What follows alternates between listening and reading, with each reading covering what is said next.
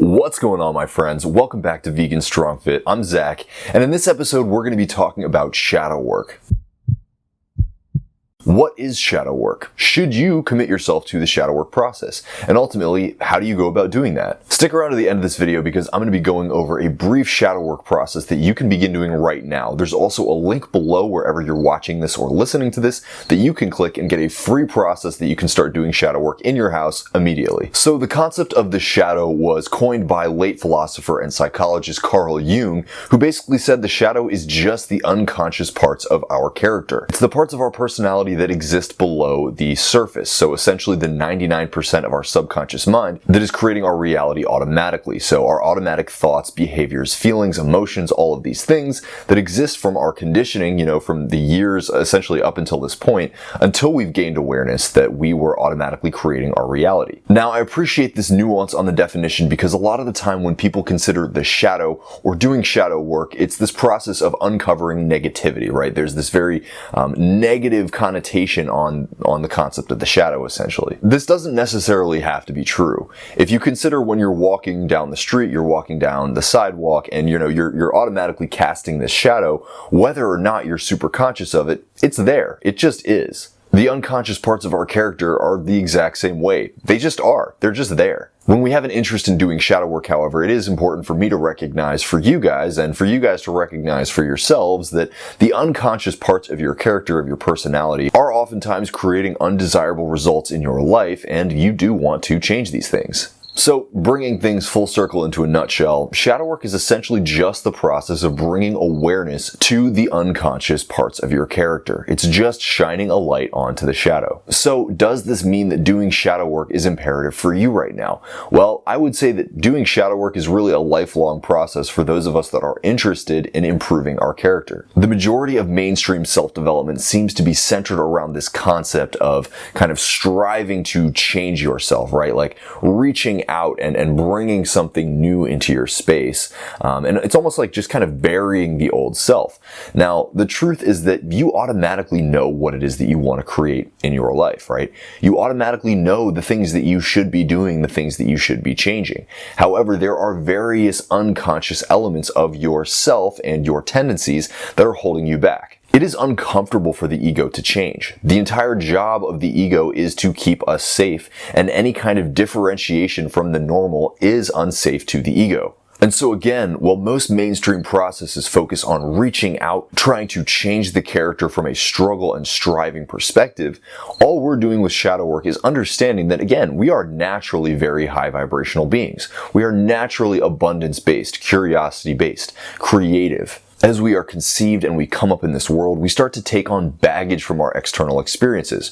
Our parents, our guardians, our siblings, our friends, they're all projecting these needs for us to be a certain type of way, and thus we are cultivating fears, doubts, and insecurities that are ultimately pulling us away from our raw energetic states. Now again, much like a computer, most of this programming becomes very subconscious. It's under the surface. It's not available right on the desktop, right? It's not available right in your periphery. This programming plays out in your automatic thoughts, behaviors, and feelings that you might not necessarily totally resonate with. You might not necessarily want those things to be your automatic programming. The only people that shouldn't be doing shadow work are the people that are totally complacent where they are in their life. Or if you want your life to be even worse off, in which case you need to become even more unconscious.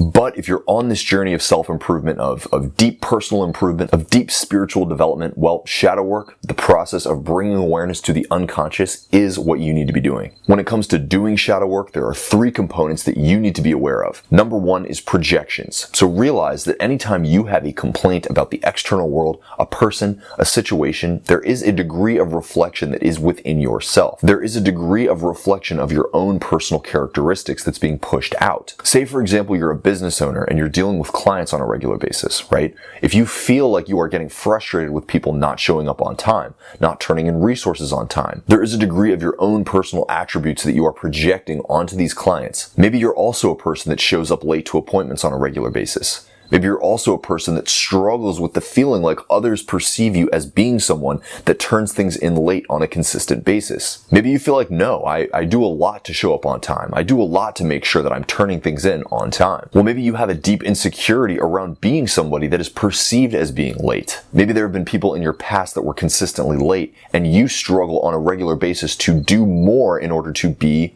timely. Maybe you're gripping to the need to be on time for these reasons. Analyze the consistent complaints that you have about situations and people, and challenge yourself to go within and ask yourself, where are the reflections of these insecurities within me? The next aspect to be aware of are triggers. So anytime you feel frustrations on a consistent basis based on certain aspects of how people communicate, situations, any kind of elements that show up in your reality on a regular basis that tick you off. Triggers are simply an indication of trauma. You have experienced challenges in the past that rooted themselves as deep-seated anxieties within your own being. Now, whenever these elements surface once again, you find yourself being triggered and brought back into that place of past trauma. Imagine you were physically attacked by a man that was about 7 feet tall and was wearing a purple shirt. He smelled a certain way, he looked a certain way. The likelihood is that now whenever you encounter people that are similar in their visual appearance, maybe similar in the way that they smell, your body is going to have a visceral physical reaction that causes anxiety throughout your being. By acknowledging these triggers, by simply becoming aware of how you feel and realizing that you can connect it back to these specific elements, you're going to start to come to terms with these triggers. And again, you're going to learn a lot about yourself and what's causing you this anxiety. The final element of the 3 is patterns. Now, patterns essentially encompass both of the other ones.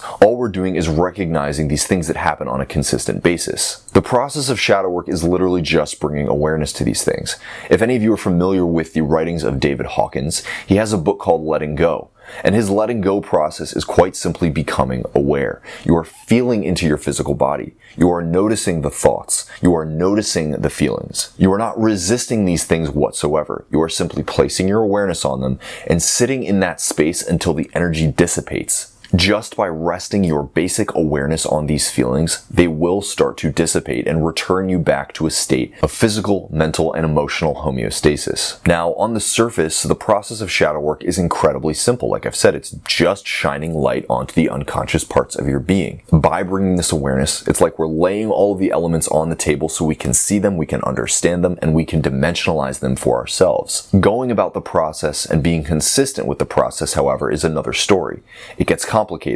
Fears become introduced. We feel like, man, this is too challenging for me to do on my own. I don't know how I can maintain my trajectory in healing these elements of my being. That's why I created this free guide on doing shadow work on your own in the safety of your own space. It's a very simple process. It gives you some basic tools to start doing this on your own and remain consistent to get those results for yourself. Whether it's improving your physical health, improving your mental health, improving your career and your financial state, improving your relationships. In all of these areas of your life, you will dramatically improve by committing to the shadow work process.